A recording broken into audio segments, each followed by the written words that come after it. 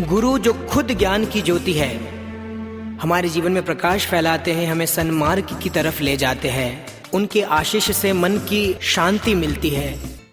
સિદ્ધાર્થભાઈ નેમચંદભાઈ ગોગરી એમને પોતાની સુપુત્રી પુષ્ટિએ કરેલી 28 તપની આરાધનાની અનુમોદના માટે અને સમગ્ર પરિવારના આશીર્વાદ એને મળે તે માટે, ચતુર્વિધ શ્રી સંઘના આશીર્વાદ પ્રાપ્ત થાય તે માટે, પુષ્ટિની તપ ત્યાગ તપસ્યાની અનુમોદના માટે, જીન શાસનની પ્રભાવના માટે બીજું કાંઈ ન કરતા એમણે પોતાની પસંદગીનો કળશ ઢોળ્યો પૂજન ઉપર.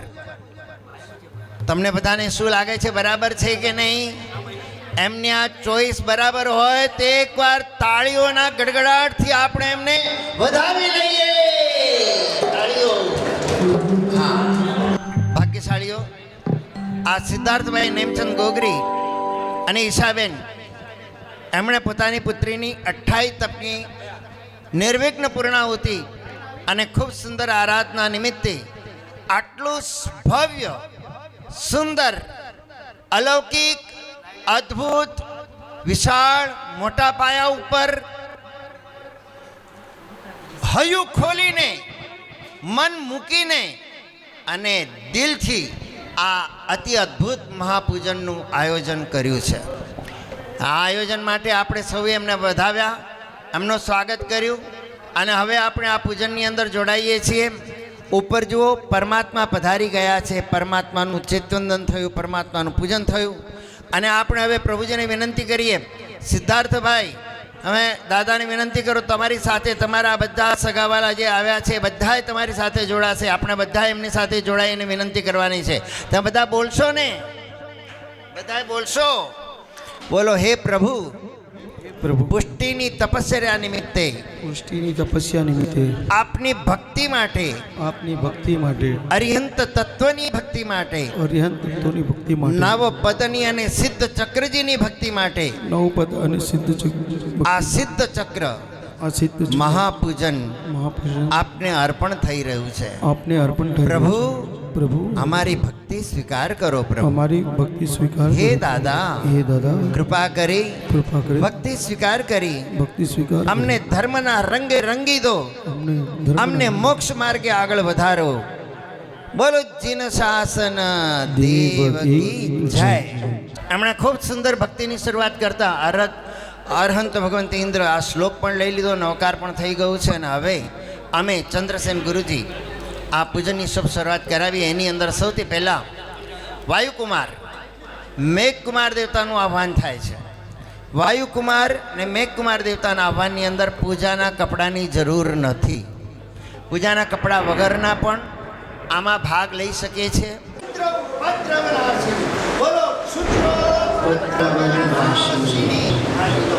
महाप्रभावरक्षयं शूद्रोपद्र विनाशिने परमेष्टि पदोद्भुता कथिता पूर्वे सूर्ये यश्चैवं कुरुते रक्षा परमेष्टि पदे सदा बोले. आवो क्षेत्रपाल देवता रे रामे पूजन आवोरे, रमे वेला आवोरे, रामे पूजन आवोरे,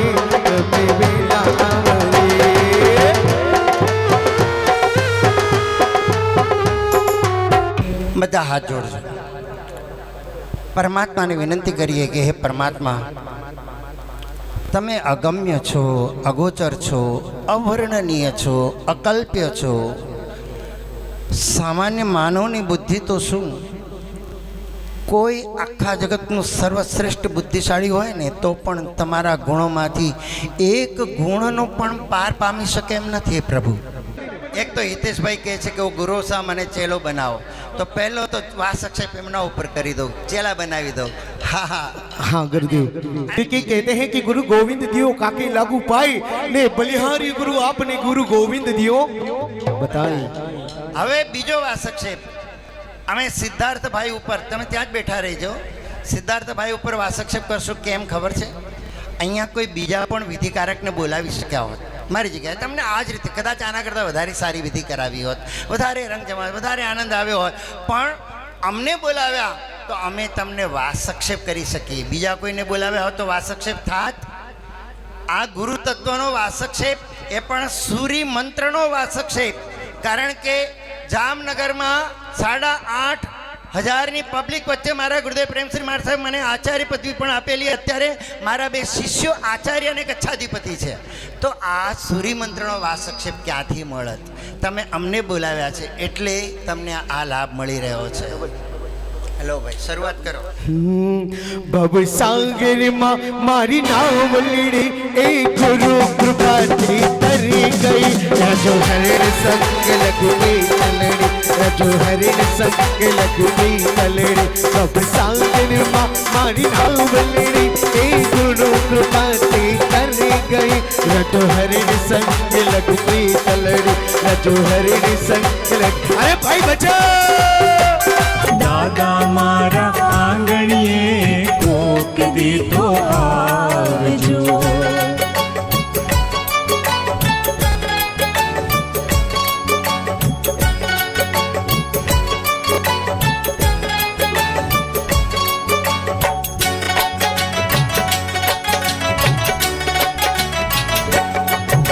સર્વમંગલ માંગલ્યમ સર્વકલ્યાણકારણમ પ્રધાનમ સર્વધર્માણામ જૈનમ જયતિ શાસનમ, જૈનમ જયતિ શાસનમ.